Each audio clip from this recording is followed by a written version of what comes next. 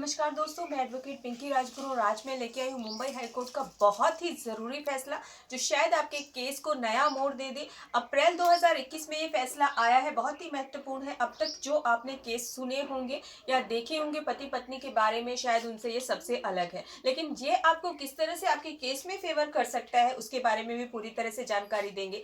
तथ्य क्या था, निर्णय क्या रहा और किस तरह से आपको ये फेवरेबल होगा, पूरी जानकारी मिलेगी। डिस्क्रिप्शन में केस के बारे में भी पूरी तरह से बताया जाएगा, लेकिन मेरे चैनल को सब्सक्राइब करना ना भूलें और पूरी तरह से वीडियो को देखें क्योंकि आधी जानकारी हानिकारक होती है। ये केस जब शुरू हुआ था, जब हस्बैंड, वाइफ और उसका बेटा लॉकडाउन से पहले अपने ससुराल गए, यानी कि जो हस्बैंड है वो अपने ससुराल रहने गया था। इसमें तीनों इन्वॉल्व हैं, आपको बता देती हूँ। अब तक जो आपने केस सुने होंगे उसमें हस्बैंड और वाइफ इन्वॉल्व होते हैं, दोनों का झगड़ा होता है, प्रॉब्लमेटिक सिचुएशन आ जाती है, 498, 406 वगैरह केस उस पर लगते हैं, लेकिन इसमें तीनों इन्वॉल्व हैं और तीनों को ही इसमें शामिल किया गया है। हुआ क्या कि कोरोना वायरस होने वाला था, मतलब उसी टाइम पे वो जो दामाद था अपने ससुराल गया और वहां पे तीनों रहने लगे। तो उसके बेटे ने क्या किया, अपने पिता को एक शिकायत की कि मेरे नाना ने मुझे गलत तरह से छुआ है या छेड़ा है। पिता को बहुत गुस्सा आया, वो अपनी माँ के साथ, बेटे के साथ पुलिस स्टेशन गया और अपने ससुर के खिलाफ केस दर्ज करवाया।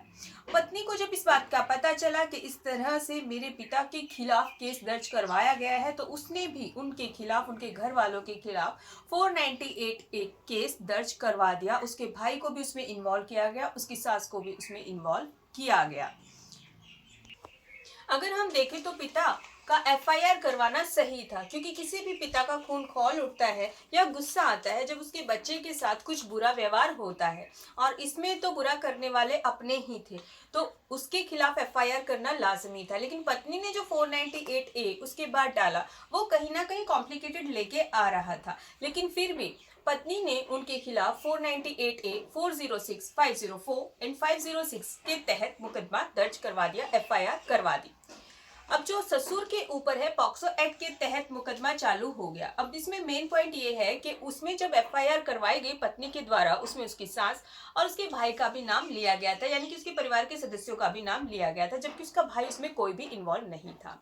ये केस पहुंचा हाई कोर्ट और हाई कोर्ट में दोनों वकीलों को सुना गया और निर्णय दिया गया कि जो उसका भाई है, पति का भाई है, उसके खिलाफ कोई भी एविडेंस जो है नहीं है, और जो एलिगेशन लगाए गए हैं वो ज्यादा जो मोटिवेट है या फिर प्रॉब्लमेटिक है वो इतने नहीं है, और कहीं भी प्रूफ नहीं हो रहा है कि उसके भाई ने ऐसा ऐसा इसके साथ किया था, तो उसका नाम इस एफआईआर से हटा दिया जाए। ऑफ कोर्स उसके बाद क्या हुआ कि 498 एक केस से, एफआईआर से उसका नाम हटा दिया गया उसके भाई का।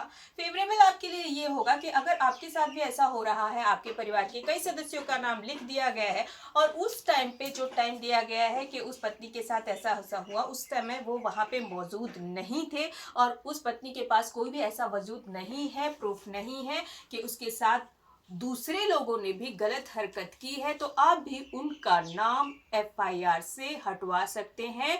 उनको ज्यादा घसीटा नहीं जाएगा केस में। तो आज तक ये था कि 498 जब भी चालू होता है केस, तो लोगों को लगता है कि इतने इतने का नाम आ गया है, अब तो ये सारे इस केस में इन्वॉल्व हो जाएंगे। ऐसा नहीं है, वो बीच में भी उनके नाम हट सकते हैं अगर आप ऑब्जेक्शन लेंगे तो इसी तरह से हमारा साथ देते रहिए, हौसला बढ़ाते रहिए। कानून संबंधी पूरी और जरूरी जानकारी हम आप तक पहुंचाते रहेंगे। वीडियो को शेयर करना ना भूलें।